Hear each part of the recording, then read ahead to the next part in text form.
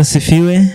Kwa majina naitwa Mathias Lazaro. Siku ya leo nataka nitoe ushuhuda jinsi ambavyo Mungu amenitendea mambo makubwa maishani kupitia madhabahu ya Mbeya City Church chini ya mchungaji Richard Yanga. Binafsi nakumbuka nilifika katika madhabahu hii mwaka 2016 mwishoni. Na tangu hapo nimedumu kumwona Mungu akitenda mambo mbalimbali. Nakumbuka wakati ule tulikuwa na abudia sehemu tofauti na hapa ambapo tupo sasa.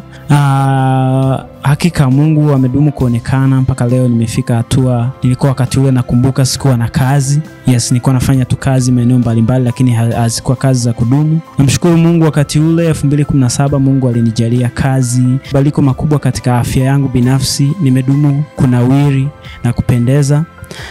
Lakini pia jambo lingine lilikuwa ni kuhusu elimu. Nakumbuka wakati ule nilikuwa na elimu ngazi ya cheti tu. Kwa hiyo nakumbuka mchungaji alinitamkia matamko ya ku-upgrade elimu yangu. Ilikuwa mwaka 2017.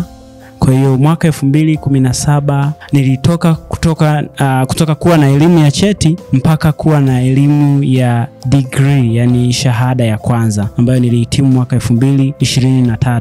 Kwa hiyo namshukuru Mungu sana kwa mabadiliko haya yote makubwa ambayo nimeyaona maishani mwangu. Na kama mtazamaji, ndugu mtazamaji, najua uko sehemu unatazama hivi sasa, na kukaribisha sana MCC Mbeya City Church uje uone jinsi ambavyo Mungu anafanya mambo makubwa na amedumu kufanya mambo makubwa maishani mwangu na katika maisha ya wengi ambao wanadumu kuhudhuria mahali hapa. Karibu sana MCC.